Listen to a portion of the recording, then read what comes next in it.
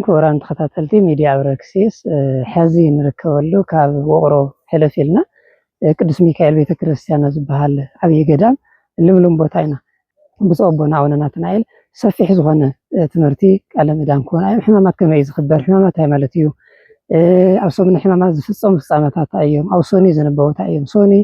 ዘለ ሰሙነ ሕማማት እዩ ትርጉሙ ዝብል ከምህረና እዮም ወጣ ናው ከነከታተል خبر يقدمكم በስመ አብ ወወልድ ወመንፈስ ቅዱስ አሐዱ አምላክ ክቡራትን ደቂ እግዚአብሔር ኩላኻትኩም አደገነ ውሽጥን ዓዲ ኮይንኩም ተከታተሉ ፍላይ ኣብ ረክሲስ ሚድያ ተኸታታሊ ትምህርቲ እናወሰድኩም ዘለኹም ካብ ዘወረደ ዓብይ ጾም መእተዊ ጀሚሩ ዘወረደ ቅድስት ምኩራብ መጻጉዕ ደብረ ዘይት ገብርኄር ኒቆዲሞስ ሆሳዕና እናበልና በሆሳዕና መጽሕና ኣለና ኣብዚ ኣብ ዕለተ ሆሳዕና ኮይና ደሞ ዝቕጽሉ ሰሙነ ሕማማት መጽሕና ኣለና እዚ ሰሙነ ሕማማት ማለት እንታይ ማለት እዩ ኣብዚ ሰሙን እዚ እንታይ ተፈጺሞም እንታይ ይፍጸሙ እንታይ ከአይፍጸሙን ዝግበሩን ዘይግበሩን ስርሑን ዘይሰርሑን ዝጽለዩ ጸሎታት ስግደታት አስተብርኮታት ዘውለው ነገራት በመልኦም ብውሱን መልክዑ እንሪአሉ ዓውደ ትምህርቲ እዩ ከምቲ ዝፍለጥ መድኃኔ ዓለም ጎይታ ኢየሱስ ክርስቶስ ኣብ ዕለተ ሆሳዕና ዕለተ ሰንበት ስርዓተ መንግስት በትሕትና ዝገለጸሉ ህፃናት መላእክት አይሩግ ዓበይቲ ሽማግለታት እንስሳት እውን ተይቀረያ አድግን ተይቀረያ ዝተሳተፈትሉ በተፈጥሮ ምንጋር ዘይኽእሉ በተፈጥሮ ንምስጋና ዘይተዓደሉ አይባን እጽዋት እውን ጭምር ሆሳዕና በአርያም እናበሉ ዝዘመርሉ ስሩዕ ስርዓተ መንግስት ሰማያዊ መንግስት ኣብ ምድሪ ዝተጋሃደሉ ዝተገለጸሉ እኩያን አጋንንትን ምሕደራ አጋንንት ዝኾኑ አካላት ድማ እዚ ስርዓት እዚ የገልግሎ እዚ ዝማሬ እዚ ዝምስጋና እዚ ንወዲ ዳዊት ከመይሊ ይግብኦ ንወዲ ዮሴፍ ከመይሊ ይኸውን እዚ ምስጋና እዚ ጠጠው ክብል ኣለዎ ዝኽብር እዚ ንወዲ ዮሴፍ ኣይግባእን ብዝብል መቀይነት ክፉእ ሓሳብ ተላዓይሎም ብዙሕ ነገር ከስተሓጓጉሉ ዘመክወርሉ ኩነታት ኢና ሆሳዕና ኮይና ንርኢ ይኹን ዳ እምበር ከምቲ ቅዱስ ያሬድ ወተቀበልዎ ህዝብ ብዙሃን አይሩጉ ህፃናት እንዘይብሉ ሆሳዕና በአርያም ኢሉ ከምዝ ተናገረው ቅዱስ ያሬድ ተመብዛሕቱ ህዝቢ ዓብይ መስንኦስ ኩሉ ተኣኪቡ ጎይታ ኢየሱስ ክርስቶስ አፍታ አብርሲ ኣብ ልዕሊ አድጊ ተጻዒኑ እና ተዘመረሉ ናብ ቤተ መቅደስ አትዩ በዓለ ሆሳዕና ስርዓተ መንግስት በስርዓት ተኸቢሩ ብዙሕ ትምህርቲ ተዋሂብሉ ንሱ ምስ ሓለፈ ግን ካብታ ትቕጽል ሰኒ ጀሚራ እቲ ሆሳዕና ተባሂሉ ተዘመረሉ እቲ እጽዋትን አይባንን መላእክትን ህፃናትን አይሩግን ዘመስገንዎ ክርስቶስ ንጉስ ዝተባሃለ ክርስቶስ ዝስቀለሉ ናብ መስቀል ዝወጸሉ ዝግረፈሉ ካብ ዓለም ዝውገደሉ ከም በጊዕ ዝጥብሐሉ ነገራት እዩ ካብ ሰኒ ጀሚሩ እናተመቻቸወ ቀኒ አይሁዳውያን ጸሐፍቲ ፈሪሳውያን ናይቲ ዘመን ንሱ ሊቃነ ካህናት ኦሪት እዚ ሰብዚ እነሆ ኩሉ ዓለም ይኽተለሎ ዓብይ መስንኡስ ሆሳዕና በአርያም እናበለ መስጊንዎ ኣሎ በዚ ሕዚ ንሕና ተሰማዕነትና ይወድቀሎ ማንም ቆና ኃይሉ ዝኽሪአና ከኽብረና ዝኽእል አካል አይክህሉን ስለዚ በገኑ ይመኸረሉ ካብዛ ዓለም እዚ ከነወግዶ ይግበአና ኢሎም ህዝቢ ተሓባቢሮም እቲ ሆሳዕና በአርያም ሆሳዕና ለወልድ ዳዊት እና ለዘመር ህዝብ እንደገና ከመይ ይሰቀል ከመይ ይቀተል ከመይ ካብ ዓለም ነወግዶ ኣብ ዝብል ምኽሪ ተሳታፊ ኮይኑ እቲ ሕማማት ኢልና ንጽውዖ ካብ ሰኒ እስካብ ዓርቢ ዘለው 5 መዓልትታት ሕማማት ተባሂሎም እዮም ዝጽውዑ ሰሙነ ሕማማት በመሰረቱ እቲ ዓብይ ጾም ባዕሉ ኣብ 3 ተኸፈለ እዩ ናይ መጀመርያ ንሓደ ሰዋየ ዝኣክል መእተው ጾመ ህርቃል ተባሂሉ እንትፍለጥ እቲ ካልኣይ ክፋል ዓብይ ጾም 40 ጾም ጾመ ኢየሱስ እናተባሃለ 40 መዓልቲ ዝጽወም እዩ እቲ ናይ 40 ጾም መፈጸምታ ያው ድረ ሆሳዕና ዘሎ ዓርቢ እዩ ተጻኢኖ በዝብል ዝሃለቕ ዝፍጸም ካብኡ ንድሓር ዘሎ ደሞ ኣብ ሰሙነ ሕማማት ውሽጢ ኮይና ነኽብሮ ብጸሎት ብዳዊት ብስግደት መላእ ሙሉ መዓልቲ ብዝተኸፈለ አገልግሎት ዝተኸፈለ ሰዓት ይኮነስ ሙሉ መዓልቲ ኣብ ቤተ ክርስቲያን ኣብ አጸደ ቤተ ክርስቲያን ኮይና እናጾምና እናጸለና እናሰገድና ዝንበቡ መጽሐፍት እናንበብና ከሰምዑ ዝገባው ማስተምህሮታት እናሰማዕና ነኽብሮ ይባለ ሰሙነ ሕማማት ማለት ስለዚ ሎም ማዓንቲ ኣብ ሰሙነ ሕማማት ዘሎ ነገር ኢና ትኹረት ጌርና ክንርኢ እዚ እንተለና ኣብዚ ክለዓሉ ዝግባኦም ነገራት ኣብ ሕድሕድ ኣስተምህሮና ከነልዕሎም ኢና ጠቕላላ ሕማማት ማለት ጸዋትወ መከራ ማለት እዩ ጸዋትወ መከራ እንትበሃል ታይ ማለት እዩ ሕማም እንትበሃል ቀልጢፉና ባይምሮና ዝመጽእ ሓደ ሰብ ወይ ሕማም ጨጎራ ክኸውን ይኽእል ሕማም ከብዲ ክኸውን ይኽእል ሕማም ርእሲ ክኸውን ይኽእል ዝኾነ ነገር ዝኾነ ኣብ ክፍለ ኣካላት ዝስምዖ ነገር ኣዕርዩ ብርትዕ እንተይሎ ኣብ ኣልጋ ደቂሱ ዘሕልፎ ናብ ሕክምና ዝኸደሉ መንገዲ እዩ እቲ ቀጥታ ቀልጢፉና ባይምሮና ዝመጽእ ሕማም ትበሃል ሕማማት እንትንብል ግን ጸዋትወ መከራ ናይ መከራ በዝሒ ዝተፈላለዩ ዓይነት መከራ ኣብ ልዕሊ ክርስቶስ ዝተፈጸመ መከራ ኢና ንዝክርን ንመሃርን ነስታውስን ማለት እዩ እዚ ማለት ክርስቶስ ናብዚ ዓለም እዚኣ ካብ ዝመጸና ሰዓት ጀሚሩ ዋላ ሓንቲ መዓልቲ ዝተሓጎሰሉን ናይ ዓለም ኩነታት ዘስተማቐረሉን ነገር ኣይንርአን ኢና ገና ካብ ልደቱ ጀሚሩ ኣብ ምቹ ኣልጋ ምቹ መደብ ኣብ ጽቡቕ ገዛ ኣብ ሙቐት ዘለዎ ኩነታት ኣይኮነን ዝተወለደ ከምቲ ዝፍለጥ ኣብ እንስሳት ደንበ ኣብ ቤተ በረኻ ቤተልሔም ምሕደር እንስሳት መእከብ ጓሶት ኣብ በዓቲ ውሽጢ ዝተወለደ ኣብቲ ሰዓት ንሱ እውን ዝነበረ ቁሪ ኣሳሕትያ ከምቲ ኣብ ባህርያቆስ ኣብ ቅዳሴ ማርያም ኣዘክሪ ረሃበ ወጽምዓ ምንዳዊ የዋዘነ ኣዘክሪ ድንግል ልደቶም ነጅ ዘተወልደ በቤተልሔም ዘአስተማቅዎ በመዋዕለ ቁሪ ኣሳትያ ዘአስተማቅዎ እስትንፋሰ አድጎላህም ወድንግል ኣዘክርልና ተሐሳስብልና አማልድና እንተተማልድ እንተተዘኻኸር ደማ ካባኸ ተወሊዱ ኣብ ቤተልሔም በረኻ ኣብ በዓቲ ውሽጢ እንትውለድ ዝነበረ ቁርን ኣሳሕታን ኣብ ልዕሊ ዝበጽሖ ካብ ቁሪ ብዙሓት ዝተለዓለ ድማ ሙቐት ክህቡ ዝቀረቡ ኣድግን ላሕምን በዓልቶም ምስክር እዮም እሞ እዚ ዘኻኺርኪ ምእንታና ኢሉ ዝተቀበለው መከራ ስለ ዝኾነ እዚ እውን ዘኻኽረልና ከም ዝበሎ ካብ ዝተወለደላ ሰዓት ጀሚሩ ኣብ በረኻ መውላዱ ብቁሪ መውቅዑ ዝግባእ ክዳን ሰብ ዝኽደኖ ክዳን እንኳ ዘይምርካቡ ኣስከበቶ እሙ ዝተጎለአን ከደነቶ ቆጽለ በለሶን ተባሂሉ እውን ቅዱስ ያሬድ ከም ዝዘመሮ ኣብ በዓቲ ተወሊዱ ኣብ ከውሒ በዓቲ ተወሊዱ ዝኽደኖ ክዳን እውን ስለ ዘይነበረ ቆጽለ በለሶን ተሸፊኑ ብቆጽለ በለሶን ተጠቕሊሉ ነይሩ ይዝብልና እዚ ኩሉ መከራ ክርስቶስ እዩ ካብ ልደቱ ጀሚሩ ካብ ቀጽሉ እውን ናብ ምድረ ግብጽ ዝተሰደዶ ስደት ን3 ዓመትን መንፈቕን ዝኣክል ኣብ ከርተት ኣብ ስደት ኣብ ጥሜት ኣብ ብዙሕ ናይ መከራ ናይ ፈተና ዓይነት ዝጸንሐሉ እስካብ 30 ዓመት ዕድሚኡን እንተኾነ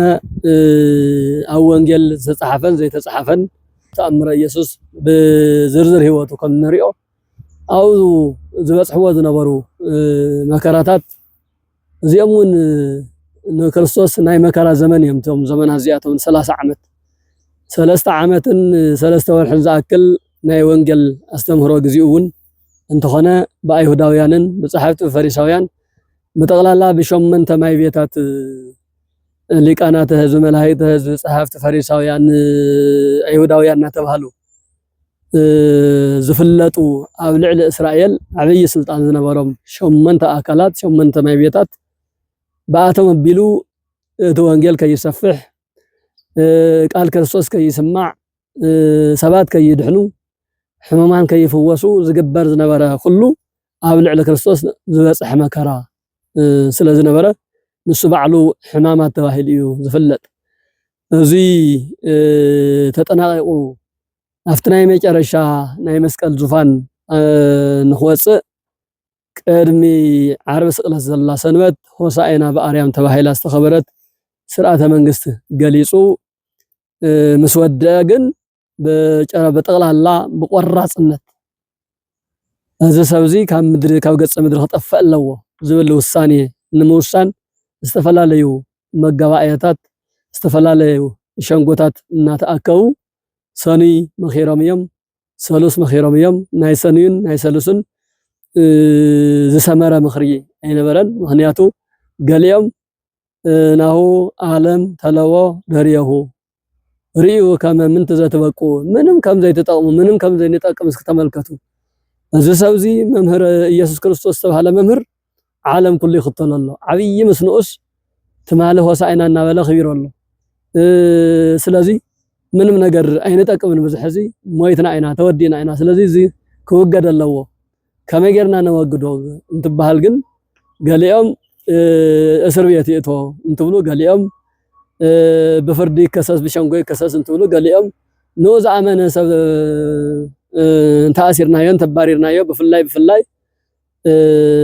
ዝኣምነ በሱ ከመእመቦ ዝኣምነ በስሙ ይታየድ ንዋዩ ወይ ተወርበር ቤቱ ወይ ታየድ ርስቱ ይወረስ ገንዘቡ ይገፈፍ ይዘረፍ ንሱውን ካብ ማሕበረሰብ ይገለል ስለዚ ሰብ ኩሉ ናብ ክርስቶስ ዝኸደ ናብ ኢየሱስ ከይዱ ዝተምሃረ እንድሕር ተቐፂዑ እንድሕር ተኣሲሩ እንድሕር ሃብቱ ንብረቱ እንድሕር ዝውረስ ኮይኑ ምእንተ ሃብቱ ንብረቱ ኢሉ ኣይኸይድን ኣይሰምዕ ስለዚ በዚ ጌርና ተሰማዕነት ክነስኡና ንኽእል ኢና ዝብል ሓሳብ ነይሩ ካብዚ ሓሊፉ ካልኦት ዝተፈላለዩ ምኽርታት ነይሮም ግን እዚኣቶም ኩሎም ናብ ሓደ ከምፅዎም ኣይከኣሉን ዝተበታተነ ሓሳብ ነይሩ ስለዚ እቲ ናይ መጀመርያ እቲ ናይ መጨረሻ ምኽሪ ኣብ ዕለተ ረቡዕ ዝተመኸረ ምኽሪ ኣብኡ ምስ በፃሕና እንሪኦ እዩ ዝኸውን ዘይሩ ግን ክርስቶስ ንምቕታል ዝተኸደ ኸይዲ ብምልኡ ኣብ ፀዋታው መከራ ኣብ ሕማማት ስለ ዝቁፀር ካብ ሰኑ ጀሚርና ሰሙን ሕማማት ኢና ንኽብርን ንዝክርን ዘለና ከም ዝተባሃለ ፀዋታው መከራ ማለት ካብ ልደት እስካብ ዕለተ ሞት ዘሎ ናይ ክርስቶስ መከራ ምኽንያቱ ልደት ንኣዳምን ደቂ ኣዳምን ሃስየት እንትኸውን ንክርስቶስ ግን ስደት እዩ ነይሩ ንኣዳምን ደቂ ኣዳምን ተስፋ ትንቢት ዝፍጸመሉ ድሕነት ኣዳም ዝተጀመረሉ ታሪኻዊ ዕለት እዩ ንክርስቶስ ግን ንመከራ ንስደትን ዝጋብዝ እዩ ነይሩ ማለት እዩ ጥምቀት ባዕሉ ንዓና ዳግም ልደት ናይ እግዚአብሔር ውልድነት እንምልሰሉ ዳግም ልደት እንትኸውን ንክርስቶስ ግን ንመከራን ንጥምየትን ዝጋብዝ እዩ ነይሩ ምኽንያቱ ጥሪ 11 ተጠሚቁ እንተይወዓለ እንተይሓደረ ናብ ገዳመ ቆሮንቶስ ኣትዩ 40 መዓልትን 40 ሌሊትን በጾም በጸሎት በስግደት ዝጸንሐሉ ኩነታት ስለ ነስታውስ ማለት እዩ ስለዚ ዘመነ ስብከት ባዕሉ ናይ ክርስቶስ ዘመነ ስብከት ዘን 3 ዓመትን 3 ወርሕን ዝበሃላ ንዓና ፍልጠት ትምህርቲ ህይወት እዩ ግን ከርተት መከራ ጥሜት እዩ ወደተ ሆሳዕና በዓሉ ንዓና ስርዓተ መንግስት ስርዓተ አምላክነት እንሪአሉን ነኽብረሉን እዩ ግን ምክረ ሞት ዝተጀመረሉ እዩ ስለዚ ሕማማት እንትንብል እዚ አምላኽና መድሓኒና ኢየሱስ ክርስቶስ ብኢድ አይሁዳውያን ጸሐፍቲ ፈሪሳውያን ሊቃነ ካህናት ምትሓዙ ንድሕሪት ምእሳሩ ከም ዕንጨት ምግታቱ መራቅ ርኩሳን አይሁድ ምቕባሉ መራቅ ርኩሳን አይሁድ ናብ ፊቱ እንትፍ እናበሉ ዘላግጽሉ ማለት እዩ ግርፋቱ መስቀል ምሽካሙ ዕርቃኑ ምስቃሉ አክሊለ ሾክ ኣብ ርእሱ ምድፍኡ ጽፍዓቱ ኩርዓቱ ኣብ ቅድሚ ጲላጦስ ንፍርዲ ምቋሙ ሓሙሽተ ቅንዋተ መስቀል ብሓሙሽተ ሽንካር መሽንካሩ ስቅለቱ ሞቱ ወሪደ መቃብር እዚ ኩሉ ይምባል ሕማማት በመባል ኣብዚ ሰሙዚ እናሓስወን ንዝክሮን ማለት እዩ ስለዚ ሕማማት እንብል ናይ ውስን ነገር ኣብ አልጋ ኮይንካ ተሳቃዮ ስቃይት ይኮነስ ጠቅላላ ህይወትካ አማንነትካ ውሽጥኻ ዝስማዕ ናይ መከራ ናይ ፈተና ዓይነት ብዙሓት እዩ ስለዚ እዞም ኩሎም ኣብ ርእሲ ክርስቶስ ኣብ ርእሲ ኢየሱስ ክርስቶስ ዝተፈጸሙ ዝተሓሰቡ ዝተገበሩ ነገራት ብምልኦም እንዘክረሉ እዩ ሕማማት እንብሎ ስለዚ ሕማማት እዞም ዝተዘርዘሩ መከራን ስቃይን ኩሎም ጽዋታው መከራ ብዝብል ጥምር ሓሳብ ወይ ጥምር ቃል እንትግለጹ ኣብ ሰሙነ ሕማማት ውሽጢ ዝነበቡ መጻሕፍቲ ዝወሃቡ ኣስተምህሮታት ድማ በብዕለቱ ከም ዝስዕብ ክንገልጾም ኢና ኣብ ሰሙነ ሕማማት ውሽጢ ካብ ሰኒ ለይቲ ሰኒ ሰንበት ምሸት ናብ ሰኒ ዘውግሕ ጀሚሩ ማለት እዩ ሰኒ ሰሉስ ረቡዕ ሐሙስ ዓርቢ ኣብዞም ሓሙሽተ መዓልትታት ነናይ ባዕሎም ኣስተምህሮ ነናይ ባዕሎም ተግባር ዝፍጸመሎም እዮም ናብ ሓባር ዘምጾም ናይ ጾምን ናይ ጸሎትን ናይ ስግደትን ብፍላይ ስግደት ኣብዚሕና እንሰግደሉ መጻሕፍቲ ኣብዚሕና ነንበሉ ጸሎት እውን በብሰዓቱ ተኸፋፊሉ ሙሉእ መዓልቲ እስካብ 12 ሰዓት ሙሉእ መዓልቲ ንጾመሉን ንጽልየሉን ነንበሉን ንመሃረሉን ንስበኸሉን ናይ ክርስቶስ ነገረ ተስዊት ነገረ ስጋዊ ኢሉውን ካብ ቀደም ነገረ ትንቢት ናይ ነብያት ትንቢት ብምልኡ ከመይ ከም ተነበዩ ከመይ እቲ ትንቢት ከመይ ከም ተኸናወነ ከመይ ከም ዝከናወን በሰፊሕ እናተነበበ እናተተንተነ እናተተርጎመ በብሰዓቱ ደሞ ኣብ እናተሰገደ እናተጸለየ መላእ ህይወትናስ ንኢየሱስ ክርስቶስ ረኪብና ምስ እግዚአብሔር ጥራሕ እንውዕለሉ እዩ ሰሙነ ሕማማት እዚ ኣብዚ ውሽጢ ከም መእተዊ ከም መዘከርታ ንሕዞም ኣብ ካሊእ ግዜ ኮይና ዘይንገብሮም ብዙሓት ነገራት ኣለዉ ኣብ ካሊእ ግዜ ኮይና እንገብሮም ኣብ ሰሙነ ሕማማት ውሽጢ ግን ዘይፍጸሙ ንምሳሌ ናይ መስቀል ቡራኬ መስቀል ምስላም ይሆን በመስቀል መብራኽ ስርዓተ ቡራኬ ኣብ ሕማማት ውሽጢ ካብ ሰዓት 12 ሰንበት ምሸት ናብ ሰኒ ለይቲ ማለት እዩ ካብቲ ሰዓት ንሱ ጀሚሩ እስካብ ቀዳም ስዑር ስርዓተ ቡራኬ የለን በመስቀል እንባረኸ ቡራኬ የለን ንሳለሙ መስቀል አይከሉን ኣብ ዘመነ ኦሪት ውሽጢ ኮይኖም ዝፍጽምዎ ዝነበሩ ነቢያት ከምኡ ዓይነት ኮይና ኢና እዚ ሰሙን እዚ እንፈጽሞ ኣብ ሰሙነ ሕማማት ውሽጢ ካብ ተግባር ወጻኢ ካብ ዝኾኑ ነገራት ሓደ መስቀልን ቡራኬ መስቀልን እዩ ምክንያቱ ክርስቶስ እስካብ ዝተሰቀለላ ሰዓትን ዕለትን መስቀል ናይ መርገም ምልክት እዩ ነይሩ ከምቲ ቅዱስ ጳውሎስ ማነው ቅዱስ ጴጥሮስ ኣብ መልእኽቱ ወኩሉ ዘሰቆል ዲበ ዕፅ ርጉም ውእቱ ኣብ መስቀል ዝተሰቀለ ኩሉ رقوميو ناي مرقم ملكتيو شفاتو عماسيان ليابو كترتي أم مسكال تسقيلهم يموتو سلازنا ورو بتساعات نسو أم مسكال زترآية مسكال حجو زترآية خلو ناي مرقم ملكت كم زنبارة خلو أوزي حماماتو اشتوخيناون سرعة أوريتن ناي أوريت بهق لبنان بهق أوريتن استقبرو نقرات إنا ذكرنا إنا استواسنا بفلاي أدامن دكا أدامن أب منصف دين أب بقراء أغاننت إنا ترقصو أما كراز اللولو أما تفدا أما تكونني أما تقار أما تسقوقاو أما تله إنا توهل أبز نقرالو وقت كوينا كمن نخبرو إنا تناقر نسينا نمرأي نمذكر نقدر مالتي والسموزي مهنياتو حمامات انتنبل كريستوس ناي كريستوس واتو مكرانت النستاوس قنا قدم سقلاتو زلو نقرينا ببزح نستاوس سلازي كريستوس انت يتسقل مسقلنا أنا بركة كون أي خل النير مرقم ينير ناي مرقم ملكتي ينير سلازي أوز سمن حمامات فلاي زن حمشت معالتين حمشت شحن حمشت ميتن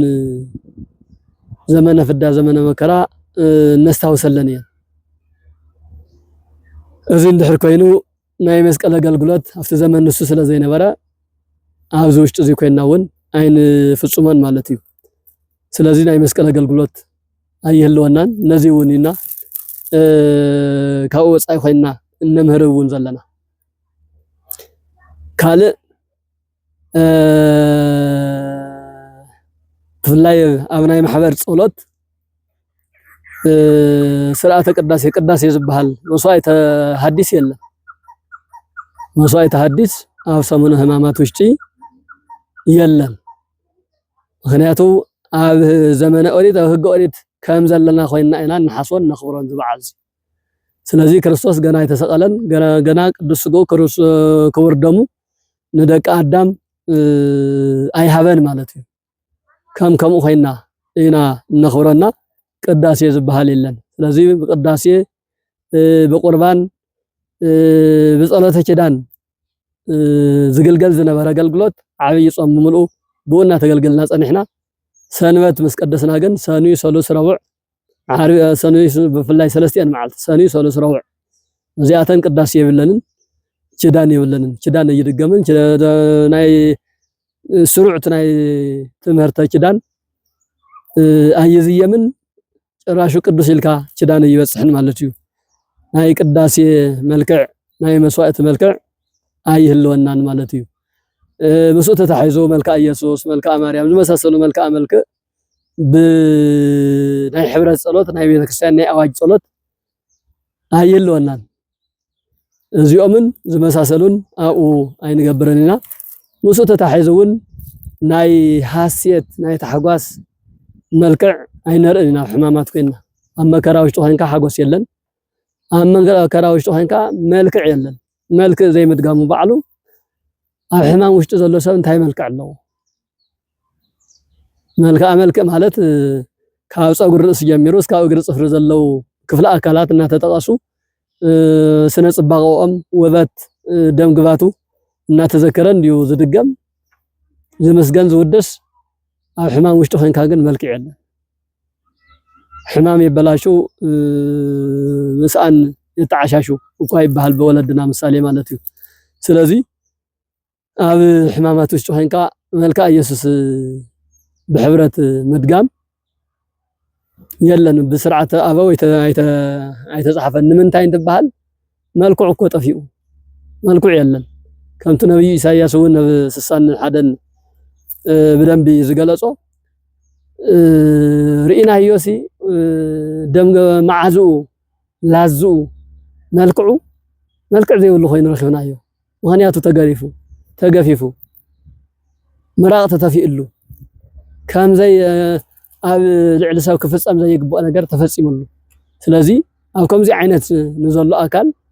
መልክዖት ገልጽ አይትገደድን መልክዖት ገልጽ አይ ይደካን ማለት ነው ስለዚህ ናቱ ተኸተልቲ ዝኾንና ኩላትና ከምዚ ዓይነት ናይ ሰሓቕን ናይ ቀልዳቀልድን ዘየድልዩ ነገራት ጥራሕቲ ይኮነስ ቶም ንወዲ ሰባት ደቂ ሰባት ዘድልዩ ነገራት እውን ኣብዚ ሕማማት ውሽጢ ኮይና ይንገብርን ናይ ምጽዋም መልክዕና እውን ብዝተፈለየ መልክዕ እዩ ከምቲ ፍትህ መንፈሳዊ ዝእዝዞ ጾም ካውዒልካ ኳስ ደረቕ እንጀራ ብጨው እምበር ብጸብሕን ብዝተፈላለየ ዓይነት ምግብታትን ክተቀርብ ፍትህ መንፈሳዊ ቀኖና ስርዓተ ቤተክርስቲያን ኣይእዝዝን ሙሉእ ብሙሉእ ኣብ ሓዘን ውሽጢ ከም ዘለኻ ኮይንካ ኣኻ ሕማማት ክተኽብሪ ዝግባእ ማለት እዩ ምክንያቱ ከም ምሳሌ እንኳ ተሪእናስ ሓደ ሰብ ወይ ኣዲኡ ወይ ኣቦኡ ወይ ደቁ ሞይታ ዝመትዎ ሰብ ኣብ ሓዘን ኣብ ዘለሉ ሰዓት ናይ ሰሓቕ መንፈስ ይርአን ናይ ተሓጓስ ኩነታት ይርአን በብኽያትን ብሓዘንን ብዝተፈላለየ መልክዕ ከፊእዎ ኢኻ ትሪኦ እምበር መኪእዎ ይትሪኦ ስለዚ ሕማማት ብዓብዩ ክርስቶስ መከራ ዝተቀበለሉ ኢልና እንትንዝክር እንትነስታውስ ካብዚ ምድራዊ ገይፃ ገይፂ ካብዚ ምድራዊ ዝኾነ ሰሓቕ ስላቕ ዋላቲ ተራ ፀወታ እውን ንፀወተሉን ንስሕቐሉን ኣገባብ የለን ኣብ ሕማማት ውሽጢ ማለት እዩ ስለዚ እዚኦምን ዝመሳሰሉን ምናልባት ምስዓዓም ሰላምታ መቀረራብ ኢድ ምጭብባጥ እውን ከምዘየለ እዩ ዝንገር ብትውፊታዊ ኣስተምህሮ በርግጥ ከም ግብረ ሕማማት መጽሓፍና እቲ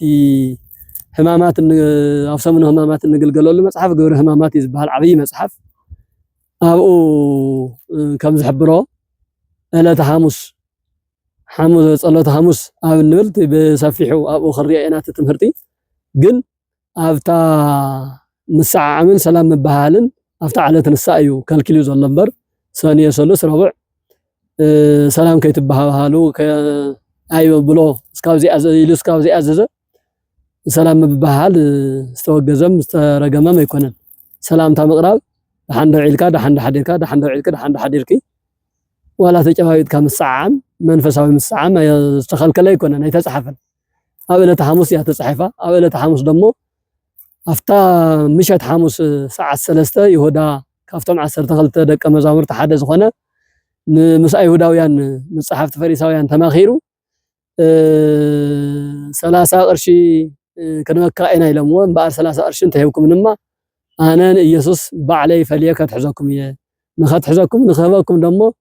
ምልክቱ ቀጥታ ኸይዳ ኣነ መጀመርያ ኣብ እግሩ ወዲቐ ሰላም ኢለ ሰላም ክብሎ እየ ክስዕሞ እየ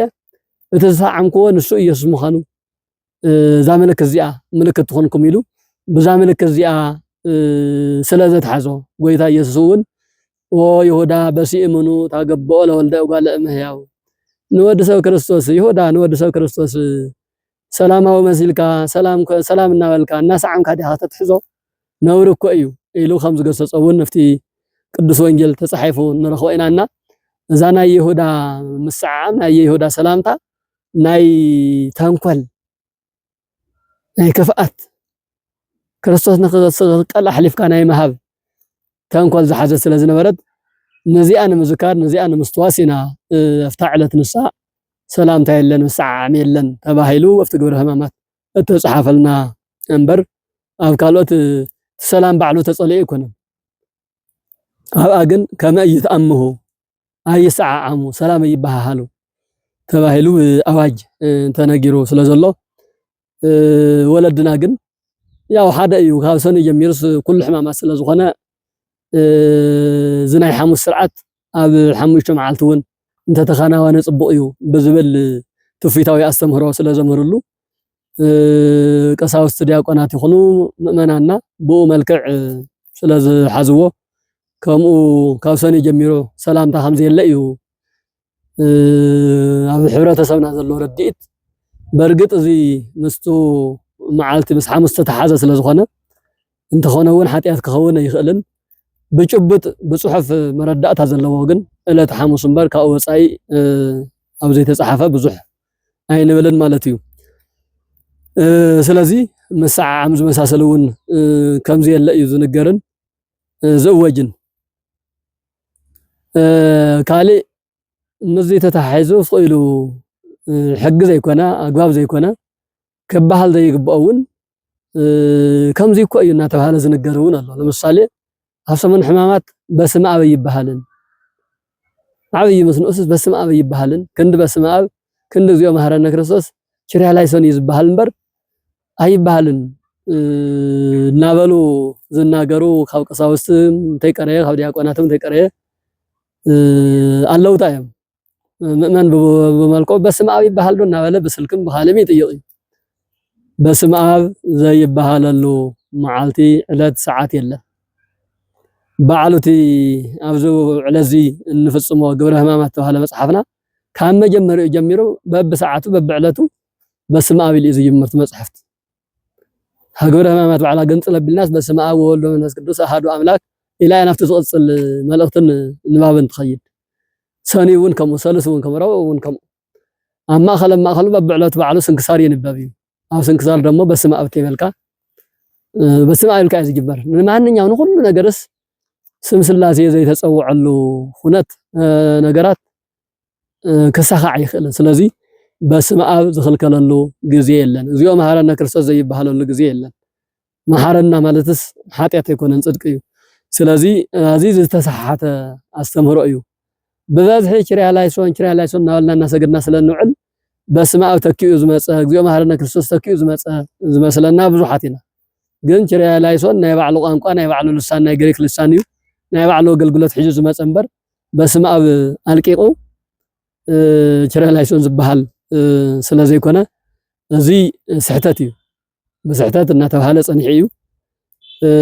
መምህራን ይብሉን መጻሕፍቲ ይብሉን ግን ኣብ ሕብረተሰብና ግን ከምኡታት ነዚ እውን በብዓመቱ በኩሉ ግዜስ በስመ አብ ይባሃል እዩ በስመ አብ ይባሃል ዶ ይባሃል እናበሉ ጥያቄታት ዝበዝሑና እዚ ብደንቢ ሰማዕትና በደንብ ክተስተውዕልዎ ይግባእ። በስመ አብ ምስ ምንም ዝተተሓዘ ጉድለት ነገር ስለዘይብሉ ይባሃል እዩ ማለት እዩ። ካልእ ከምስ ኣለባብሳ ምስ ክዳን ተታሒዙ እውን ክዳንካ ገሊብትካ እዩ ዶ ከምዚ እዩ ዶ ብቻ ዘሎን የለን ሕዝቲ ናይ ስሕተት ተስተምህሮ ኣነ ክደግሞ ከምዚ ይብሉ እዮም እናበልኩ ከም ኣስተምህሮ ክህቦ ኣይደልን። ግን ኣብ ኣከዳድና ምንም ለውጢ የብልናን። ኣብ ኣከዳድና ስርዓት ኣብ ልብሰ ተክህኖ ምንም ዓይነት ለውጢ የለን። ባዕሉቲ ናይ ልብሰ ተክህኖ ናይ ባዕሉ ከለር ክህልዎ ተፈላለየ ከለር እዩ ዘሎ። ስለዚ ብፍላይ ኣብ ሓሙስ ተገልቢጡ ይለበስ ዝብል ኣባህላ ዓበይቲ ወለዲ እውን ዝብልዎ ነገር ኣሎ እዩ። ግን ንኡ ልብሲ ሓዘን ክገልጽ ዝኽእል ንባዕሉ ተዘጋጀወ በየቤተ ክርስቲያኑ ስለ ዘሎ እቲ ልብሲ ሓዘን ክገልጽ ዝኽእል ነገር ንሱ ምልባስ እምበር ምግልባጥን ዘይምግልባጥን ዘምጽኦ ለውጢ የለን። ኣብ ግለሰብ ክዳን ግን ኖርማል ክዳን ኢኻ ክትክደን ትኽእል። ናይ ኖርማል ክዳን ናይ ኩሉ ግዜ ክዳንካ ተሓፀበ ክዳን እና እዚ ስኢሉ ዝተተሓሓተ ዝበሃሉ ነገራት ስለ ዘለው ኣብ ክዳን ዝኾነ ለውጢ ከም ዘይብሉ ኢና ክነስምረሉ ዝግባእ። እዚ እንድሕር ኢልና ናይ ሕማማት ማለት እዚኦምን ከምዚኦም ዝበሉ ነገራትን ዝፍጸምሉ እውነታት እዩ እንተኢልና ካብኡ ሰኒ እንታይ እዩ ተገይሩ ናይ ሰኒ ኣስተምህሮ እንታይ ይመስል ናይ ሰሉስከ ናይ ረቡዕ እናበልና ሓደ ብሓደ ክንቅጽል ኢና። ዕለተ ሰኒ እንታይ ተባሂላ ትዝከር እንታይ ተባሂላ ትኽበር ብበዝሒ ዝንበቡ ኣብ ዕለተ ሰኒ ዝንበቡ መጻሕፍቲ እንታይ ይመስሉ ብውሱን መልክዑ ክርኢና ማለት እዩ። ዕለተ ሰኒ ካብ በዓል ሆሳዕና ቀፂላ ትርከብ ዕለት እያ። እዛ ዕለት እዚኣ ሰኒ ማለት እውን ክልተ ማለት እዩ። እሁድ ማለት ሓደ ማለት እንትኸውን ሰኒ ደሞ በግዕዝ ቋንቋ ናብ ትግርኛ እንትቕየር ካልኣይ መዓልቲ ማለት እዩ። ሰሉስ ሳልሳይ መዓልቲ ከም ዝኾነ ማለት እዩ። ስለዚ ኣብ ዕለተ ሰኒ ክልተ ነገራት ብዋናነት ክልተ ነገራት ተኸናዊኖም እዮም። ሕዚ እቲ ክርስቶስ ኣብቲ ዕለት ንሱ ድሕሪ ሆሳዕና ዘምሃሮም ትምህርቲ ኢና ናይቲ ዕለት ንሱ ኣስተምህሮ ጌርና ነቕርቦም። ስለዚ ኣብዛ ዓለት እዚኣ ክልተ ነገራት ተኸናዊኖም ሓደ መርገም መበለስ ዝብል ርእሲ ዘለዎ ኣስተምህሮ ኣሎ ተቀዳማይ መርገም መበለስ እዩ በለስ እንታይ እዩ እቲ ውሽጢ ኣቲና ክሪኦ ኢና እቲ ካልኣይ ደግሞ ኣንጽሖተ ቤተ መቅደስ ናይ ቤተ መቅደስ ናይ ምንጻሕ ስራሕቲ ቆሽሹ ዝነበረ ቤተ መቅደስ ቆሽሹ ዝነበረ ቤተ ክርስቲያን ቤተ እግዚአብሔር ናይ ምንጻሕ ናይ ምስትኽኻል ናይ ምትዕርራይ ስራሕቲ ዝተሰርሐሉ ስለ ዝኾነ እዘን ክልተ ወሰንቲ ነጥብታት ኢና ኣብ ሰኒ ኣብ ዕለተ ሰኒ ንርኢ እቲ ሓንቲ መርገም በለስ ኣብ ልዕሊ በለስ ዝተነገረ ቃልን ዝወደቐ መርገምን እቲ በለስ መን እዩ እንታይ እዩ ሓደ ነገር እዩ እቲ ካልኣይ ደግሞ ኣብቲ ቤተ እግዚአብሔር ዝተገበረ ምስትኽኻል ምትዕርራይ ብግዙ ቋንቋ ኣንጽሖተ ቤተ መቅደስ ምንጻሕ ቤተ መቅደስ ተባሂሉ ይፍለጥ ማለት እዩ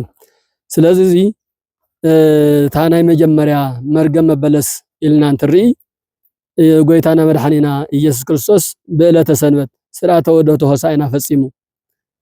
እቲ ሰንበት ስርዓተ መንግስቲ በትሕትና ፈጺሙ ኽቢሩ ናብ እግሪ ደብረ ዘይት ዝርከብ ቢታንያ ዝበሃል መንደር እዩ ተሰኒዩ ሓዲሩ እቲ ስርዓተ ሆሳዕና ምስተፈጸመ ወደተ ሆሳዕና ምስተፈጸመ ቀጥታ ከምቲ ቅዱስ ወንጌል ዝብሎ መዓልተ ይውዕል ዘይምሄር በምኩራብ ወሌሊተ ይበይት ውስተ ደብር ዘስሙ ኤሌዎን ኢሎ ቅዱስ ወንጌል ከም ዝተገለጸ መዓልተ ቀትሪ ኣብ ቤተ መቅደስ ኣብ ቤተ እግዚአብሔር ኣብ ከተማ ኢየሩሳሌም እናምሄረ ይውዕል ነይሩ ለይቲ ግን ኣብ ኤሌዎን ኣብ ቢታንያ ናብ ቤተ ፋጌ ኣብ እግሪ ደብረ ዘይት ዝርከቡ ቦታታት እናኸደ በጾም በጸሎት ይሓድር ነይሩ እዩ ዝብሎና ስርዓተ ዑደተ ሆሳዕና ሰንበት ምስተፈጸመ ወዲያውኑ ምሸት ናብ ቢታንያ አካባቢ ተሰኒዩ ሓዲሩ ይብል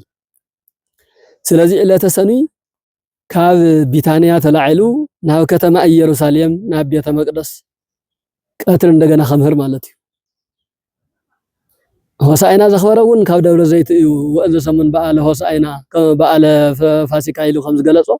ካብ ደብረ ዘይት በኣድጊ ተጻዒኑ ናብ ኢየሩሳሌም ኣትዩ ሆሳዕና ኸቢሩ ሆሳዕና ምስ ኣኽበረውን ተመሊሱ ናብ ቢታንያ ኸይዱ ካብ ቢታንያ ሓዲሩ ለይቲ ደሞ ንግሆ ወጋሕታ ድማ ናብ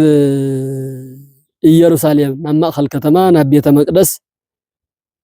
እንትመጽእ ፍረ ኣልባ ቆጽላም በለስ ረአየ እዩ ዝብል ኣብ ማቴዎስ ወንጌል ምዕራፍ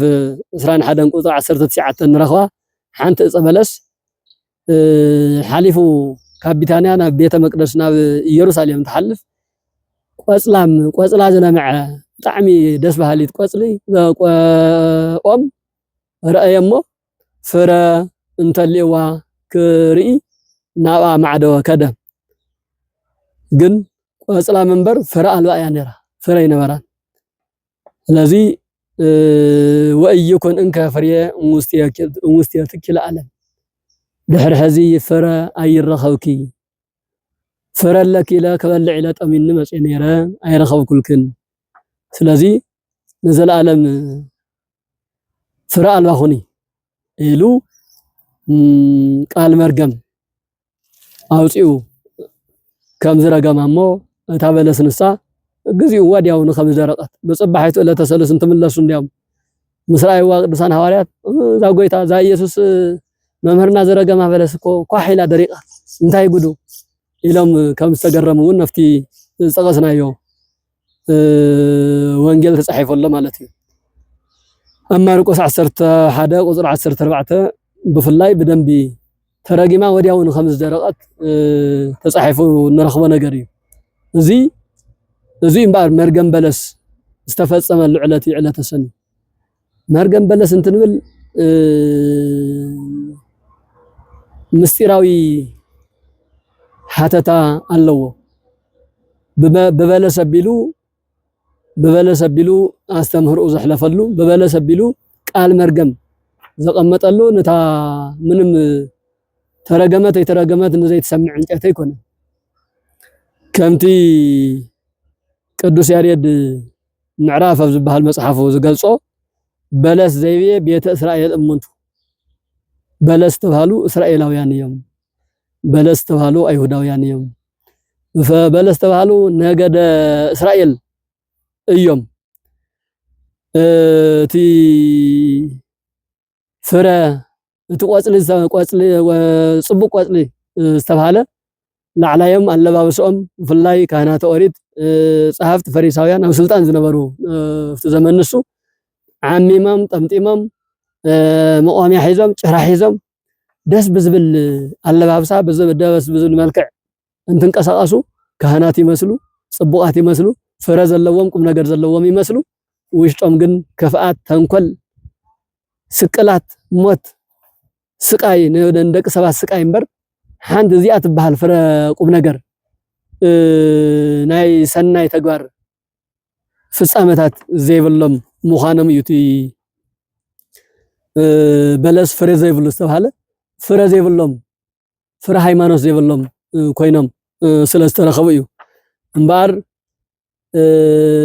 እስካብ ሎሚ ነቢያት እናለኣኩ ብትንቢት ክትመሃሩ ክትንገሩ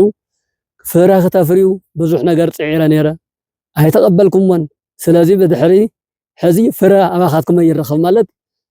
ስርዓተ መንግስት ስርዓተ ክህነት ስርዓተ ሌዋውያን ስርዓተ መስዋዕት ስርዓተ ቁርባን ዝበሃሉ ሃብታተ ክህነት ውህብቶ ካባኻትኩም ተነጢቆም ንዘይነበሮም ይወሃቡ እንትብል ንመራሕቲ እስራኤል ዝረገመሉ መንገዲ እዩ ስለዚ በለስ ማለት ቤተ እስራኤል ማለት እዩ ቤተ እስራኤል ትበሃሉን እስራኤል ሙሉእ ተይኮነስ አፍቲ ክፍአት አፍቲ ተንኮል አፍቲ ናይ ዓዛዕበየ ናይ ስልጣን ጸፍሒ ዝነበሩ ግን በስልጣኖም በአግባብ ዘይጥቀምሉ ንሰብ ዘሳቀዩ ዝነበሩ ካብ ሰብን ሓሊፎም ንኢየሱስ ክርስቶስ እውን አሳቀዮም ንዘቀተሉ መራሕቲ እስራኤልን ሊቃነ ካህናትን ፖለቲካዊ መራሕቶምን አጠቃሊሉ ካብ ሃብተ በረከት ዝወፁ ምዃኖም ዝተገለጸሉ መንገዲ እዩ በለስ አንጻር ንሪኦ ማለት እዩ ካሊ በለስ ምሳሌ ሰይጣን እዩ በለስ ምሳሌ ሰይጣን እዩ በለስ ኣባኸ ፈረ ይረኸብ ዝብላው ዘሎ ንሰይጣን ይዝረግም ዘሎ ካሊ ዝተምርኡ በአንጻር ጴጥሮስ ረገሞ ለዲያብሎስ ይብል ምሳሌ ኣብ ማቴዎስ ወንጌል ምዕራፍ 16 ሁር እምድህርየ ሰይጣን ኢሉ ንቅዱስ ጴጥሮስ እንትግስጾ ንጴጥሮስ ባዕሉ ይኮነን ንጴጥሮስማ አንተ ኮከ ወዲዮ ዛቲ አኮከ አሃንጽ አለ ቤተ ክርስቲያን እስመ ከሰተለከ ዘሥጋ ወደም አላ አው የዘበ ሰማያት ከሰተለከ ንስኻ ሰማያዊ በይ ዝገለጸልካ እምበር ምድራዊ መምህር ምድራዊ ሓሳቡን ይኩን ካን ትናገር ዘለኻ መንስኻ ኮኹ ኢኻ ኣብዛ ኮኹ እዚኣ ድማ ቤተ ክርስቲያናይ ክርስቲያን ምእመናናይ ኣብዚኣ ከሃንጾም እየ ኢሉ ንጴጥሮስ ብደንቢ እንትምርቆ እንትባርኮ ኢና ንርኢ ሁር እምድህርየ ሰይጣን ትብል ግን በአንጻር ጴጥሮስ ናብ ጴጥሮስ ጽግዕ ዝመጸ ሰይጣን ክርስቶስ ክስቀል የተሰቂለ ህዝበይ ከድሕን እንትብል ሓሰለከ ኣይግባእካን ክስቀል የብልካን ዝብል ሓሳብ ሰይጣን በጴጥሮስ ተጸጊዑ ስለዘቅረበ በጴጥሮስ ተጸጊዑ ደሞ ንሰይጣን ዝረገመሉ መንገዲ ከም ንርኢ በበለስ አምሲልውን በግብረ ሰይጣን ንዝንቀሳቀሱ አካላትን ሰይጣናዊ ስራሕቶምን ዝረገመሉ መልክዕና ንርኢ ማለት እዩ መርገመ በለስ እንትንብል ሓንቲ ዛፍ ጥራሕ ኣይኮናን ነስታውስ ከምውን በለስ አምሳለ ኃጢአት እያ ናይ ኃጢአት ምሳሌ እያ በለስ በተፈጥሮኣ ቆጥላ ሰፊሕ ልምሉምን ሰፊሕን ኃጢአት ደሞ ኣብ ዘመነ ኦሪት ከም ቆጽለ ዳዕሮ ሰፊሓ ገኒና ኣብ ልዕሊ ሰባት ነጊሳ ትነብር ስለ ዝነበረት እዚ ከምዚ ዓይነት ናይ ኃጢአት ስራሕትከ ካብ ሎሚ ጀሚሩ ካብ ስር መሰረቱ ይበቆስ ይነቀሊሉ ከም ዘወገዶ ንርኢ ማለት እዩ በአንጻረ በለስ ረገማ ለኃጢአት ዝብል ኣብ ግብረ ሕማማት ተጻሐፈ ታሪክ እውን ንረክብ ኢና ካሊ እውን በለስ ምሳሌ ኦሪት ኮይና እውን ተጠቂሳላ ትናይ ኦሪት ስርዓት ትናይ ኦሪት ዝነበረ ከይድታት ከም ዘሕለፎ ከም ዘወገዶ እውን በበለስ አቢሉ ዝረአናሉ መንገዲ ኢና ንዕዘብ ማለት እዩ ስለዚ ለተሰሉስ መርገመ በለስ በበለስ አቢሉ ወሰንቲ ዝኾኑ አስተምህሮታት ዘሕለፈሉ ማለት እዩ ከምቲ ዝበልናዮ በለስ ቆጽለ ሰፊሕ እዩ ሓጢያት ድማ ኣብቲ ዘመን ንሱ ሰፊሑ በዚሑ ይስራሕ ከም ዝነበረ የመላኽት ስለዚ ሰፊሑ በዚሑ ዝስራሕ ዝነበረ ሓጢያትን ግብረ ሓጢያትን ካብ ምድረገጽ ካብ ልቡና ሰባት ክንቀል ክጠፍእ ዝገበረሉ ኣስተምህሮ ማለት እዩ ካሊ ናይ በለስ ባህሪ እንተ ተበልዖ ጥዑም እዩ ጽንሕ ኢሉ ግና ውሽጢ ኣፍካ እንተስተማቀሮ እንትትሓኸዮ እና መረረ ናኾም ደደ እዩ ዝኸይድ ናይ ሓጢያት ጸባይውን ከምኡ እዩ ሓጢያትን ግብረ ሓጢያትን እንትትሰርሖ እናጣዓመካ ደስ እናበለካ ክትሰርሖ ስርቂ ይኹን ዝሙት ይኹን ሓምየት ይኹን ዝመሳሰሉ ዘምሕማቕ ነገራት ብምልኦምስ ንግዚኡ ጽቡቃት መሲሎም ካ ክትሰርሖ እናጣዓሙኻ እናታ በሃስየት ኮይንካ ክትሰርሖ እታ ስራሕ ምስተፈጸመት ምስተከናወነት ግን ወዲያውን ይመረካ ይጨንቀካ ንምንታይ እዚ ስራሕ ኾናልካ ናብ ዘይኮነ ጭንቂ ከተኣቱ ስለዚ በአንጻረ በለስ ንዞም ሕማቕ ነገራት ይረግምን የወግድን ኣሎ ማለት እዩ ካልእ በለስ ቤተ እስራኤል ዝበልናዮ እስራኤል ዘስጋ ከም ዝኾነ ስጋዊ ጥራሕ ህዝበ እግዚአብሔር እናተባሃሉ ብስም ናይ እግዚአብሔር ህዝብ እናተባሃሉ ግን ናይ እግዚአብሔር ስራሕ ዘይሰርሑ እቲ ፍረ ዝበልናዮ ሃይማኖታዊ ምግባረ ሰናይ እዩ ጎይታ ናብ እስራኤል ናብ ወገናቱ መጸሞ ወገናቱ ግን የተቀበልዎን ተባሂሉ ዮሐንስ 1 ከም ተጻሐፈ ጎይታ እግዚአብሔር ናብ እስራኤል ፍቅሪ ሃይማኖት ስነ ምግባር ከረኽበሎም ተጸብዩ ነይሩ ግን ካብ ስም ወጻኢ እስራኤል እዮም ኣመንቲ እዮም ግዙራን እዮም ዝበሃሉ ነገራት እንተዘይ ኮይኑ ዝኣመነ ዝተገዘረ ዝተጠመቀ ኣማኒ ህዝብ እግዚአብሔር ዝበሃል ኣካል ከሰርሖ ዝግባእ ስራሕ እናሰርሑ ኣይጸንሕዎን ኣብ እስራኤል ክንዱዚ እንትንባ በዓልትና እሕና በዓልትና ክርስቲያንና ክርስቲያን ማለት ደቂ ክርስቶስ ተከተልቲ ክርስቶስ ኣባላት ኣካላት ክርስቶስ ኢና ግን ንክርስቶስ ዝሕጉስ ንሰርሕ ዶ ኣይንሰርሕን ሓጢያት ንጽየፍስ ሓጢያት ንንጸፈለና ተረገምቲ ዲና ዝተመረቕቲ እዚ ኩላትና ንበዓልትና ውሽጥና ክንፍትሾ ዝግባእ ኢና ኣብ ሰኒ ኮይና መርገመ በለስ እንትነስታውስ ህይወት ደቂ ሰባት ኢና ንዝክር ህይወት ኣዳምን ህይወት ደቂ ኣዳምን ህይወት ክርስቲያን እንታይ ይመስል ክርገመሉ ዝኽእል ነገር ድዩ ዝሰርሕ ዘሎስ ከምረቐሉ ክባረኸሉ ፍረ ምግባረ ሰናይ ድዩ ሒዙ ዘሎስ ፍረ ሓጢያት እዩ ዘፍርህ ዘሎ እዚኦም ኩሎም መዝ ኣስተምህሮ እዚ ብደንቢ ከነሓስበሉን ከንመሃረሉን ከም ዝግባእ እዚ ዓይነት እዚ ትምህርቲ ዘመሃረሉ ሓደ ነጥብ እዩ እዚ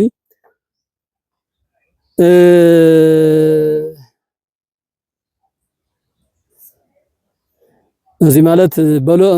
በለስ ኦሪት እውን ኢልና ፀዊዕና ያለና ኦሪት ኣብዚ ዓለም ብወግዒ ባህሊ ከንቱ ዝኾነ ልማድ ምድራዊ ሓሳብ ተሓፂራ ዝግባእ ምግባር ሃይማኖት ከይሓዘት መጸኒሓ ኦሪት እናተባሃለት መጽሐፍ እናተባሃለት እምበር ኣብቲ ኦሪት ተጻሐፈ ነገር በአግባቡ እናተፈጸመ እናተኸናወነ አይነበረን ማለት እዩ እዚ ከምዚ ዓይነት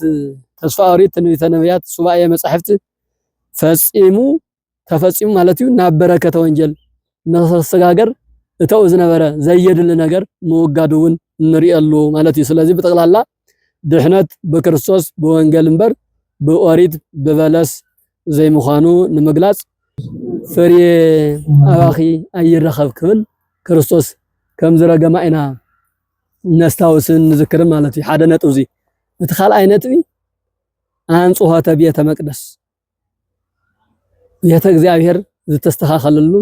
ዘማዕራርየሉ መዓልቲ እዩ ማለት እዩ እዚ ማለት ካብ መርገመ በለስ ቀጽሉ ናብ ቤተ መቅደስ እዩ ኸይዱ ከምቲ ዝበልናዮ ዕለተ ሆሳዕና ዑደተ ሆሳዕና ኸቢሩ ናብ ቢታንያ ንጉህ ሰኒ ደሞ ካብ ቢታንያ ናብ ኢየሩሳሌም ናብ ቤተ መቅደስ እንትመጽእ ኣብ መንገዲ መርገመ በለስ ዝተባሃለ ኣስተምህሮ ሂቡ ናብ ቤተ መቅደስ እንትኣቱ ደሞ እታ ቤተ መቅደስ ባዕላ ጥዕና ይነበራን ኣብቲ ቤተ መቅደስ ስርሑ ዝነበሩ ስራሕቲ ንቤተ መቅደስ ዝምጥኑን ዝገልጹን ኣይነበሩን ስለዚ እቲ ቤተ መቅደስ ስጋዊ ዕዳጋ እንካሃባተ እናተባሃለሉ ኣድገ በቅል እናተሸጡሉ ኣዕዋፍን ካልኦት እናተሸጡሉ ዓመጽ እናተፈጸመሉ ሃራፃን ወለድን እናተኻየደሉ ብቻስ ምድራዊ ዝኾነ ህልም ዝበለ ምድራዊ ስራሕ እናተሰርሐሉ ስለዝነበረ ካብ መርገመ በለስ ቀፂሉ ናብ ቤተ መቅደስ እንተኣቱ ከምዚ ዘይምጥን ስራሕቲ እናተሰርሐሉ ምስ ረኸበ ቤት የሰ ቤተ ጸሎት ይሰመይ አንትሙሰ ረሰይክምዎ በአብ ተፈያቶ ሰረቅት ገዛይ ቤት ጸሎት ቤት በረከት ይነሩ ንስኻትኩም ግን ላይ ለያቡን ናይ ምድራዊ ሐሳብ መመላለስ ጌርኩም ወለኹም ኢሉ ቁጣዕ ብዝተመልኦ ሓይሊ እውን ብዝተወስኾ ብጭጉራፍ እናገረፈ ቤተ ጸሎት እምበር ስጋዊ ዓለማዊ ነገር ክግበረሉ አይግባእን ኢሉ ተው ዝነበረ ነገር ሙሉ በሙሉ በዝረአ መልክዕ ዘወገደሉ ነገር ኢና ንርኢ ማለት እዩ ቤተ መቅደስ ሰምና ወርቅ ዝባሃል አስተምህሮና ሰሙ ምሳሌያዊ አስተምህሮ እዩ እትዋና ቤተ መቅደስ ዝባሃል ግን ቤተ መቅደስ ሰውነትና እዩ ቤተ መቅደስ ዝባሃል ሕድሕድ አካላትና ቤተ መቅደስ እዩ ናይ መን ቤተ መቅደስ ናይ መንፈስ ቅዱስ መሕደሪ ይተአምሩኑ ከመ አንትሙ ታወቱ ለእግዚአብሔር ከም ዝበለው ታወቱ መንፈስ ቅዱስ ከም ዝበለው ቅዱስ ጳውሎስ እውን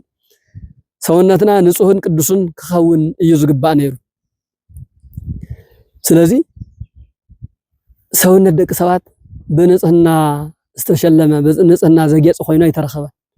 ዝቆሸሸ ብግብረ ኃጢአት በሰይጣናዊ ተንኮል በሕማቅ በመትንخخال በስስዐ አብረስ ሰብ ግፍዕ በመብጻሕ ዘይምጥኑ ንእግዚአብሔር ዘይገልጹ ንምሕደር መንፈስ ቅዱስ ክኾኑ ኣብ ዘይኽእሉ ተግባራት ዝተጸመደ ሰውነት ኮይኑ ተረኺቡ ነርሽዑ ሕዝውን እናቀጸለ ዘሎ ማለት እዩ ስለዚ ክብረ ቤተ መቅደስ ተሓደ ክብረ ቤተ መቅደስ እቲ ምድራዊ ቤተ መቅደስ ቤተ ክርስቲያን محلاوي نيرو تناي كريستوس سراح كاوزي ነገር ወግዶ እዚ ቤተ መቅደስ እዩ ቤተ ጸሎት እዩ ዝበለሉ ስጋውን ደማውን ስራሕ ተخسرحለ ይግባእን እንትበል እዩ እቲ ኻላይ ሰውነትና ባዕሉ መሕደር መንፈስ ቅዱስ ንኽኸውን ስራሕቲ ቅድስናን ንጽህናን ዝፈጸመሉ ዕለት እዩ ዕለተ ሰኒ ማለት እዩ ስለዚህ ዕለተ ሰኒ ክልተ ወሰንቲ ነገራት ተፈጺሞም እቲ ሓደ በበለስ አቢሉ ንደቂ ሰባት ዘምሃረሉ መርገመ በለስ استخناونሉ እቲ ኻልኣይ አንጾተ ቤተ መቅደስ አንጾተ ቤተ መቅደስ ድማ ትናይ መጀመሪያ እቲ ቤተ መቅደስ እቲ ምድራዊ ቤተ መቅደስ ባዕሉ እቲ ቤተ እግዚአብሔር ባዕሉ ኣብ ቤተ እግዚአብሔር ከገበኦ ከስርሑ ዘይግበኦ ስራሕትና ተሰርሕሉ ስለዝነበሩ ንሱ ነገር ዘወገደሉ ዘማዕራረየሉ ስርዓት ሒዙ ክቀጽል ዝገበረሉ መዓልቲ እዩ እቲ ዋናን ደሞ ናይ ሕድሕድ ሰብ ሰውነት محدر እግዚአብሔር محدر መንፈስ ቅዱስ ስለዝኾነ محدر መንፈስ ቅዱስነቱ ናብ محدر ሰይጣን መጸግዕ ሰይጣን ዝኾነ ሰውነት ክህሉ ከም ዘይግባእ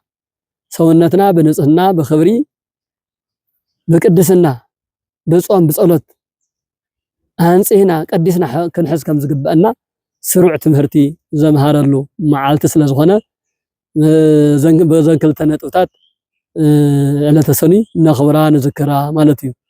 ኣብዞም ሰኒ ውሽጢ ሙሉእ መዓልትና ተነበበና ተዘከረን ዝውዕል መዚ ዝተተሓዙ ነገራት እዩና ክብራን ደቅና ደቂ እግዚአብሔር እምበር ካብ ሆሳዕና ጀሚሩ ሰሙነ ሕማማት እንታይ እዩ ላይ መዚ ተታሒዙ ስግደት ኣብ ዝብል ደሞ እዚ በዓሊ በዓለ ማርያም እዩ ይስገድን መድኃኒ ዓለም እዩ ይስገድን ስላሴ እዩ ይስገድን ዝብሉ ሓሳባት ኣብ ቅዱስ መጽሐፍና ዘለው ግን ብልማድ ኣብ ሕብረተሰብና ኣብ ቀሳውስትና ኣብ ዲያቆናትና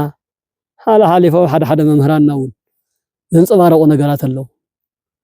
እዚ ትክክል ኣይኮነን ኣብ ሕማማት ውሽጢ ተዓብይ አገልግሎትና ተዓብይ ስራሕና ስግደት እዩ ስለዚህ በዓል ተባሂሉ ዘይስገደሉ መዓልቲ የለን ማርያም ትኹን ስላሴ ካሊ ይኹን ካሊ ኣብ ሕማማት ውሽጢ ዘሎ በዓላት በስግደት ይዝኽበር ንምንታይ ከመይሉ ምክንያቱ ስግደት አድንኖ አስተብሩኮ ዝበሃሉ ሰለስተ ዓይነት ስግደታት ኣለው ናንሳቶም ሕማማት ይኮን ካብ ሕማማት ወፃእን ዘሎ ኣብ በዓለ ማርያም ትኸውን አድንኖ ኣብ በዓለ እግዚ ተስኣቱ በዓላት ትኸውን አድንኖ በዓለ ማርያም በዓለ ቅዱሳን ዓመታዊ በዓል ትኸውን ኣስተብርቆ ዝመሳሰሉ ዝበሃሉ ነገራት ኣለዉ እዚኣቶም ሕማማት ኣይኮኑ ካብ ሕማማት ወፃኢ ንዘሎ እምበር ኣብ ሕማማት ማ ሓደ መረዳእታ እኹል ዝኾነ መረዳእታ ክንበኩም ካብቶም ተስኣቱ ዓበይቲ በዓላት ዝበሃሉ ሓደ ተዋና ዓለም ዝድሓነሉ ዕለት ዕለተ ስቅለት እዩ መጋቢት መድሃኒ ዓለም ሕማማት ውሽጢ እንተውዒሉ ዋላ ካሊእ መዓልቲ እውን ዓርብ ስቅለት ሕማማት ውሽጢ ዓርብ ስቅለት ተዓብይ ካብቶም ተስኣቱ በዓላት ሓደ ስቅለት እዩ ስቅለት መዓልቲ ግን ጠጠው ኢልና ይኮናን በዓል ኢልና ጠጠው ኢልና እናተፃወትና ይኮናን እናሰገድና ካብ ክርስቶስ ዝወፀ ሃፍ ድኻም ወዙ ረሃፅ መከረኡ እናስተዋስና ሻብ ዝደኽመና ዓሪብ ኣዝዩ ሻብ ዝደኽመና እናሰገድና እናኽብሮ በዓል እምበር ብስግደት ዝግለጽ በዓል እምበር ብዕረፍቲ ካብ ስግደት ወፃኢ ብዝኾነ ዝግለጽ በዓል ኣይህልወና ነው ሕማማት ውሽጢ ሕማማት ውሽጢ ቅዳሴ ዝነበረ ማህሌት ዝነበረ ካልእ ዝነበረ ገዲፍና ኩሉ ነገር ናብ ስግደት ናብ ጸሎት ናብ ጾም እዘን ሰለስተ ነገራት ትኩረት ሂብና ኢና ንሰግድን ነኽብርና እዚውን በብግዚኡ ዝለዓል እዩ ሎሚ ዓንቲ ስላሴ እዮም ይስገዱ ድዮም ይስገዱን ሎሚ ማርያም ያ ትስገድ ወይ ትስገድን እናተባሃለ ብዙሕ ግዜ ዘባሃል እዩ ንሱ ካብ ሕማማት ወፃኢ ኣብ ዘለው ዕለታት ናይ ባዕሉ ካልእ ኣስተምህሮ ኣሎ ንሱ ብደረጅኡ ክንመሃሃሮ ንኽእል ኢና ኣብ ሕማማት ውሽጢ ግን ዘይስገደሉ ዕለትን ሰዓትን የለን ካብ ሕማማት ተናይ መጀመርያ መዓልቲ ዕለተ ሰኒ እንታይ ዝበሃል ኣስተምህሮ ተዋሂቡላ እንታይ ተኸናዊኑላ ዝብሉ ነገራት ብውስን መልክዑ ለማዓንቲ ርኢና ኣለና ቀፂልና ደሞ ዕለተ ሰሉስ ዕለተ ረቡዕ ዕለተ ሐሙስ ሰለስቲአን መዓልቲ ደሞ እንታይ ስራሕቲ ተሰሪሕለን ሕዚ እንታይ ይስርሐለን ኣሎ እንታይ ክንገብር ይግባአና ተመሊስና ክንመፀኩም ኢና ንሎሚ ግን ካብ ሰኒ ዘሎ ነገር ናይ ዕለተ ሰኒ ርኢና ኣለና እግዚአብሔር ይባርከና እግዚአብሔር ይቀድሰና ዝሰሙን ዘይሙ ደሞ ናይ በረከት ናይ ጾም ናይ ጸሎት ናይ ስግደት ሰሙን ስለዝኾነ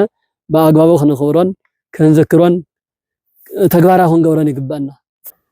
ሽንብፅ ኣቦና ኣቡነ ናትናኤል ስለዝሃበና ትምህርቲ ቃለ ምዕዳን ኣዝና ኢና ካብ ልብና ነመስግን ቃለ ህይወት የስምዐልና ነዊሕ ናይ ኣገልግሎት ዘመኖም ይባርከልና እግዚአብሔር ብዕድመን ብፀጋን ይሓልወልና ብጣዕሚ ሰፊሕ ትምህርቲ እዮም ሂቦምና ሰሙን ሕማማት ትርጉሙ ታዩ ዝብል መእተው ጀሚሮም ሶኒ ዝኽበር ናብ ሶኒ ዝፍፀሙ ቀፂሎም እውን ኣብ ሰሙን ሕማማት ዝውዕሉ በዓላት ይስገዱ ኣይስገዱን ዝብሉ ዝከራኸሩ ብዙሓት መምህራን እውን ኣለው ምእመናን እውን ብዙሕ ጥያቄታት እውን ይለዓል እሞ ግን ድማ ሰሙን ሕማማት ፈፂሙ ከም ዝስገድ ኣብ ሰሙን ሕማማት በዓል ዝበሃል ከም ዘየለ እዮም ብሰፊሑ ነጊሮምና ቃለ ህይወት የስምዐልና ሕዞም ድጋሚ ብዙሕ ትሪፍኩም ከም ትኾኑ ካብ ልቢ ዝኣምን ክቡራትን ተኸታተልቲ ሚድያ ብረክሲስ እዚ ዘይበፅሑም ሰባት ንኽባፅሕ ሼር ሰብስክራይብ ናገበርኩም ናብ ኩሉ ኣባፅሕዎ ዘለኩም ሕቶ ሓሳብ ርእቶ ድማ ኣብ ኮመንት ፀሓፉ ኢኹም ክቡራት ተኸታተልትና ስለዝነበረና ፀኒሒት ኣዝና ነመስግን ብረኩም መዓልቲ